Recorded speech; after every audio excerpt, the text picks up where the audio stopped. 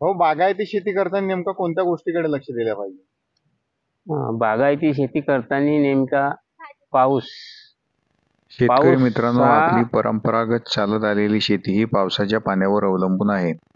परंतु आता पावसाचे पाणी अनियमित पडत असतो, त्यामुळे आता आपल्याला सिंचन व्यवस्था करावी लागते. तर मित्रांनो, सिंचन व्यवस्था करूनही पारंपरिक पिके घेण्यापेक्षा आपण जर आता बागायती पिकांकडे वळलो आणि कमी पावसाच्या पिकांकडे जर वळलो तर आपल्याला उत्पन्न हा भरघोस मिळता येईल. त्याकरिता शासन आपल्याला वाटेल ती मदत करत आहे.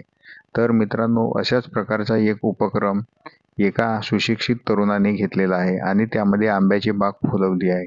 तर मित्रांनो, आता आपण जाणून घेऊया की त्यांनी तो उपक्रम कसा प्रकारे राबवला. मग आता धान शेती तर चांगली आहे, मग तुम्ही ह्या फळझाडांकडे कसे का वळले? आता आपल्याला पाऊण एकर जागा असल्यामुळे काही धानाची म्हणजे वरथेंबी असल्यामुळे आणि नंतर एक दोन पाण्याने धान जातच होता. जातो. या उद्देशाने मग आपल्याला आता थोडासा गायडन्स भेटला. आपल्या गावाशेजारी अगोदर लावलेले आहेत. हा. माझी आई पहिले अगोदर त्यांच्या 2 अनुभवातून वर्ष तुम्ही त्यांच्या शिकले. अनुभवातून मग तुम्हाला काही मार्गदर्शन वगैरे मिळते का? हो, मार्गदर्शन मिळते ना. मग तुम्ही शेतकरी जवळ जवळ येऊन तुम्ही एकामेकाचं मार्गदर्शन घेता? हो, घेतो. वंजारी साहेब येतच राहतात 2 दिवसातून एकदा. पात्रीकर साहेब येतात. म्हणजे तालुक्याची जे कृषीची आपली टीम आहे ते भेट देत राहते. तर आता ही आंब्याच्या झाडामध्ये फुलशेती केली आहे, मग याची मागणी याच्यासाठी मग बाजारपेठ कोणती आहे चांगली उपलब्ध? बाजारपेठ आहे साकोली, लाखनी, भंडारा. तर आता ह्या सध्या पाऊण एकरामध्ये सरासरी तुम्हाला फुलाच्या झाडातून किती उत्पन्न मिळाला? मला जवळपास 50,000चं उत्पन्न मिळाला 2 महिन्यामध्ये. 50,000चं 2 महिने. 2 महिन्यामध्ये. मग आता ही जी चवडी लावलेली आहे, हा, तर हिच्यापासून किती उत्पन्न मिळाला? चवळीचाही मिळाला आपल्याला 20 ते 25,000 रुपये. 25,000 रुपये, म्हणजे 70-75,000 रुपये झाले. हो. आणि आता आंब्यातून अजून काय मिळतील? हो, आंब्यातून आता मिळतील ना आपल्याला 2-2.5 वर्षानंतर. आपल्याला आता त्यांची देखभाल करावं लागेल. 75,000 रुपये तुम्हाला पाऊण एकरामध्ये जेव्हा धान लावत होते तेव्हा मिळत होते का? नाही आणि या फुलाला तेवढं म्हणजे मेहनतही नाही लागत आहे. शून्य मेहनत. खत वगैरे काही नाही लागत. एकदा काही कीटकनाशक हो, फवारणी, कीटकनाशक वगैरे? मारावं लागते. अळीची याच्यावर अळी येत. लागतो. अळीची 2दा फवारणी करावं लागते. आणि आपले ड्रीप आहेत. त्या ड्रीपनं आपल्याला जरी वाटलं एखादा झाड कमजोर वाटला किंवा खाद द्यायचं आहे तर आपला ड्रीपनं सोडता येते आपल्याला. तर मग आता हा पाऊण एकर जी शेती आहे तुमची, ठीक आहे, आंब्याची पूर्ण बाग आणि फुलझाडांची पूर्ण बाग, तर येथे किती लोक तुम्ही हँडल करता? आम्ही तसे 2च लोक, माझी पत्नी आणि मी. पती पत्नी दोघे जण. हो. तुम्हाला रोजगार आणि आहे? मग हे तोडायसाठी शेंगा वगैरे आपल्या तोडायसाठी 1-2 लेडीज राहतात आपल्या रोजी. म्हणजे हा तुम्ही एवढा सकाळचा. तुम्ही दोघे जण हँडल करू शकता. हो मजूर वर्गाची तुमची बचती होती. हो, मजूर वर्गाची बचती होते. कारण एकदा केल्यानंतर आता आपल्याला बघावं नाही लागत. आपण आंतरपीक घेत आहोत या कारणानं आपल्याला मजुऱ्या तर लागतीलच. आणि त्या पिकाच्या निमित्ताने या झाडावर लक्ष राहत. हा, लक्ष राहते. आता आपण हे रोज आंब्याचे झाड लावले, आता याची समोरची अजून आता याला कोणता खर्च आहे, याची मेहनत कोणती आहे? आता आपण याची छाटणी केला या 2 महिन्याच्या अगोदर. एकदा छाटणी केला इथून. अच्छा, वरून वरून. छाटणी झालेली आहे. हा. हा, इथून छाटणी झाल्याच्या नंतर आता याच्यावर आपल्याला मग आपले वंजारी कृषी सेवक साहेब मार्गदर्शन करतात. आपल्याला जसं काही बुरशीनाशक वगैरे फवारणी करावं लागतो आपल्याला आंब्याच्या झाडावर वर्षातून 2दा समजा. म्हणजे बुरशी लागू नये याच्यासाठी आपल्याला मार्गदर्शन करत असतात. आणि आता छाटणी झाली आपल्या 2 महिन्या अगोदर. आता अजून पुन्हा होईल.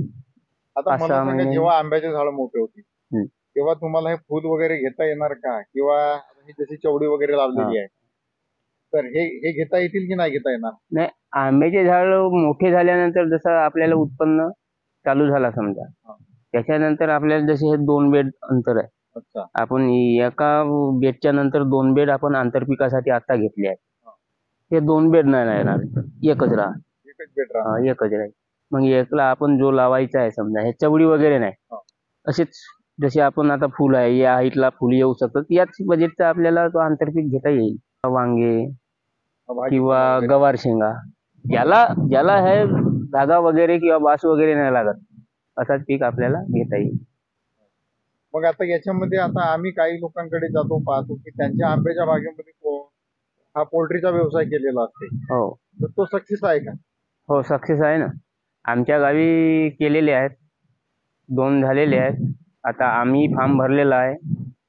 आमचा फॉर्मही मंजूर झालेला आहे. म्हणजे प्राथमिक मंजुरी मिळालेली आहे आणि आता कागद त्याच्यावर म्हणजे काय अजून अनुदान वगैरे मिळतं तुम्हाला? हो, अनुदान मिळत आहे. अनुदान म्हणजे 75% आम्हाला अनुदान मिळत आहे कुक्कुटपालनमध्ये. 25% 25% आम्हाला द्यायचं आहे. 1000 पिल्लू देणार आहेत. तर शेतकरी मित्रांनो, आपण पारंपरिक शेती सोडून आपण आता सध्या नवीन प्रकारची जर बागायती शेती केली आणि त्या शेतीला शासनाकडून अनुदान पण मिळत आहे फळबाग लागवड योजनेमधून, तर मित्रांनो आपल्या हा शेतीचा विकास झाल्याशिवाय राहणार नाही आणि आपल्याला रोजगार मिळेल. सोबतच आपण इतर आंतरपिकांच्या मधून त्याचा जो त्या मधल्या काळामधला जो होणारा नुकसान आहे तो पण आपण भरून काढू शकतो. तर त्यामुळे मित्रांनो आपण आपल्या बागायती शेतीकडे वळले पाहिजे आणि आपण काहीतरी उद्योग चालू केलेले पाहिजे. मित्रांनो, जर आपण बागायती शेती लावली तर आपल्याला त्यामध्ये पोल्ट्रीसारखे व्यवसाय करता येतात आणि मित्रांनो आपला उत्पन्न हा दुप्पट वाढू शकतो. त्यामुळे आपण शेती ही आता नवीन तंत्रज्ञानाने शेती केली पाहिजे, तरच आपला फायदा होईल. बागायती शेती करताना नेमकं कोणत्या गोष्टीकडे लक्ष ठेवलं पाहिजे? तर आपल्याला बागायती शेती करताना नेमक्या आपण भाजीपाला जेव्हा लावतो तर आपल्याला मार्केटमध्ये चढ उतार बघायला मिळते.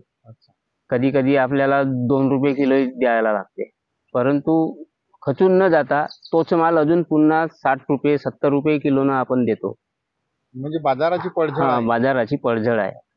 आणि वरून हा आपला हवामान कधी आपलं आता माझी हे गवार शेंग फुलावरती होती या मागे या 1 महिन्याच्या अगोदर, म्हणजे 6वा महिना लागताना समजा शेंगाही लागल्या होत्या बारीक बारीक, परंतु गारपीट आली आणि पूर्ण त्या गवार शेंगाचा फळ आणि मग फूल आता जे घेऊन नुकसान गेले. झाली आता हे तुम्ही भरपाई कुठून काढणार? भरपाई इथूनच काढणार, हेच देणार भरपाई, परंतु धीर धरावा लागेल आपल्याला एका वेळेस. महत्वाचं आहे. महत्वाचं आहे. आणि याच आपल्या बागेमुळे मी अगोदर दुसऱ्याच्या रोजीवर जात होतो, आता मी स्वतः रोजगार देतो. आता सध्या तुमच्याकडे किती लोक कामाला येतात? आता माझ्याकडे 2 लेडीज येतात आणि 1 माणूस आहे. म्हणजे आता तुम्ही रोजगार मागणारे नाही तर रोजगार देणारे झाले. बरं, धन्यवाद भाऊ. आता तुमच्या उपक्रमाला आपण मानले पाहिजे आणि अशा प्रकारचा प्रयोग आता प्रत्येक शेतकऱ्याने केला पाहिजे अशी आपण आशा ठेवू. धन्यवाद. हो, बागायती शेती करताना नेमका कोणत्या गोष्टीकडे लक्ष दिलं पाहिजे? बागायती शेती करताना नेमका पाऊस हा